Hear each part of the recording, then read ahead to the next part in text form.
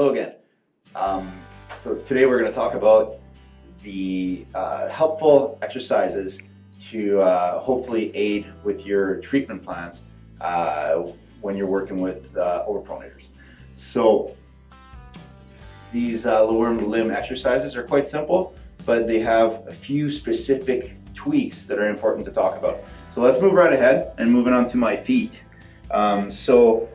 Your typical overpronator stance is going to be a little bit more like this. So the legs are typically externally rotated, the arch is quite flat, and the rest stance is a little bit like this.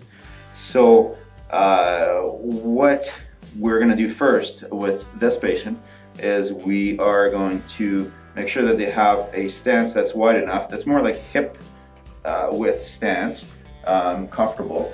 And then the first step is going to be to internally rotate the legs. So they're going to feel like they're pigeon-toed. When their feet are straight, like right now I feel like I'm pigeon-toed because of the pronation in the subtalar joint right now. So from this stage, what we're going to do is tell them to externally rotate the knees to the point where the ball of the foot lifts up in the air. So the first met head is going to lift up in the air, and we don't want to go that far. We're going to go to the point where it just touches the ground. Perfect. So right about here, and you're going to note that from this point, if they just flex forward a little bit more, the patella is going to be over the third toe-ish. So that's another quick little landmark that you can give them, is to just externally rotate the knees to the point where the patella, the kneecap, is right over top of the third toe. So from here, what we're going to do is teach them to prompt them to lift up the toes, and then to get down with the fingers, and then to just gently bring the big toe inwards a little bit without changing the stance, and then to bring the toes down like this.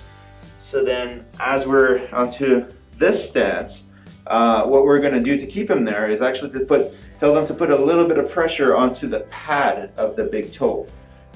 So from the pad of the big toe, we're pressing down, not on the ball of the foot, but on the pad of the hallux.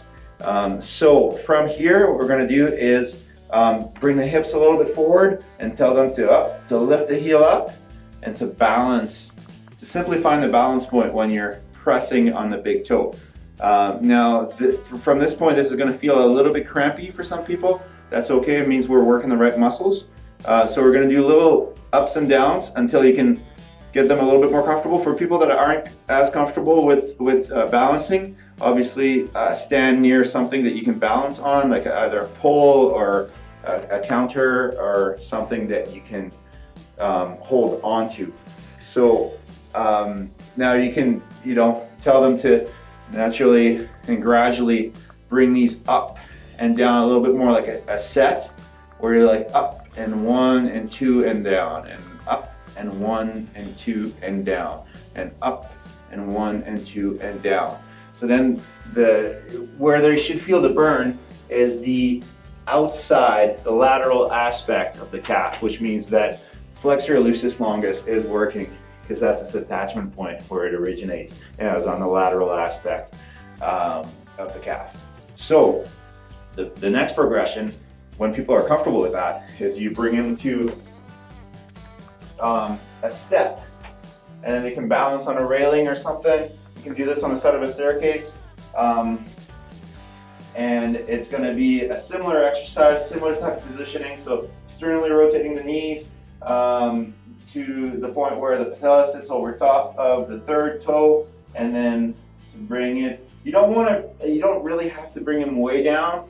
It's just more of the fact that they're working a little bit more on their balance as the heel hovers and doesn't give you that closeness feeling to the ground. So this just brings, again, a little bit more of an element of balance. There's one point that I wanted to show you, and I'm going to need my partner here to film me right from behind on a direct straight aspect, and there's a tweak that I want to make sure that you are able to teach your patients.